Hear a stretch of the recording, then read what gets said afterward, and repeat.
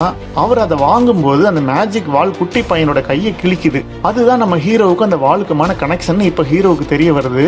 ஆனா ஹீரோவோட அப்பாவால அந்த ராட்சச அமானுஷ்ய உருவத்தை சமாளிக்க முடியல. அவரு தன்னோட பையனை பார்த்து ஓடுன்னு கத்துறாரு. அவனும் ஓடி போய் அந்த படகுல ஏறிக்கிறான். ஒரு கட்டத்துல அந்த அமானுஷ்ய உருவம் ஹீரோவோட அப்பாவை வளைக்க அவர் அந்த மேஜிக்கான வாளை மேல தூக்கி போடுறாரு. அப்புறம் அப்படியே மண்டி போட்டு உட்கார்றாரு.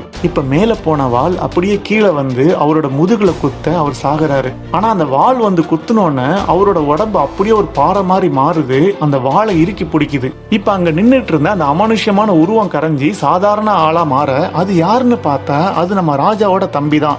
அவன் தன்னோட மனைவிய பாதாள ரூம்ல பலி கொடுத்து அந்த மாதிரி ஒரு அமானுஷ்யமான பவரை வாங்கிக்கிட்டு வந்திருப்பான். அவன் அந்த வாளை எடுக்க வரும்போது அந்த பிரிட்ஜ் உடைய அந்த பாறை அப்படியே கீழே விழுந்து தண்ணிக்குள்ள மூழ்கி போகுது. இந்த தண்ணி வத்தி போனதுக்கு அப்புறம் தான் அங்க இருக்கிற வாளை நம்ம ஹீரோ எடுத்தாங்கிறதெல்லாம் உங்களுக்கும் தெரிஞ்ச கதை தான். இதெல்லாம் தெரிஞ்சுக்கிட்ட ஹீரோ மயங்கி கீழே விழுறான். அவனை நம்ம படைத்தளபதி அந்த பொண்ணும் காப்பாத்துறாங்க. அவங்கிட்ட அதுக்கப்புறம் நடந்த மீதி உண்மையெல்லாம் சொல்றாங்க. அதாவது ஹீரோவோட சித்தப்பாவுக்கு இந்த ராஜ்யத்து மேல ஆசை வருது. அவன் அண்ணனை கொன்னுட்டு அந்த ராஜ்யத்தை எடுத்துக்க முடிவு பண்றான். அதுக்காக அவன் அந்த மார்டரேட் கிட்ட போய் நம்ம ராஜ்யத்தோட பவரை ஷேர் பண்ணிக்கலாம்னு சொல்லி அவனை தூண்டி விட்டுருக்கான். அந்த மார்டரேட் ராஜா கூட நட்பா இருந்த அந்த மேஜ் குழு இனத்தோட அரசனை கொன்னுட்டு பவரை எடுத்துக்கிறான். அங்க இருக்கிற மேஜ் டவர் அப்படின்னு சொல்லப்படுற டவர்ல இருக்கிற அமானுஷ்யமான பவர்லாம் ரிலீஸ் பண்ணி அந்த ராட்சச யானைகள்லாம் உருவாக்குறான். ஆனா அந்த மேஜ் குழுவில் இருக்கிற மெர்லின்ங்கிற ஒரு மந்திரக்காரி அவனோட ஆள் ஒருத்தரை வச்சு அந்த எக்ஸ்காலிபர்ங்கிற மேஜிக்கான வாளை உருவாக்கி அந்த டவர் அழிக்கிறார். அதனால அந்த டவரோட பவர் குறையுது. அதுக்கப்புறம் அந்த மேஜிக்கான வால் லேடி ஆஃப் த லேக் மூலமா ஹீரோவோட அப்பா கிட்ட வருது.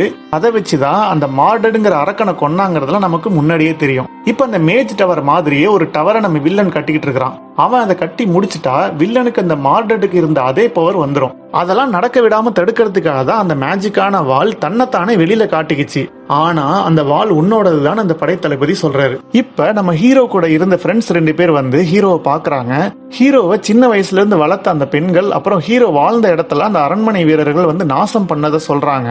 இது எல்லாமே நம்ம ஹீரோ கிட்ட இருக்கிற அந்த மேஜிக்கான வாளுக்காக தான். இதெல்லாம் கேள்விப்பட்டு கடுப்பான ஹீரோ வில்லனை, அதாவது அவனோட சித்தப்பாவை கொல்லணும்னு முடிவு பண்றான்.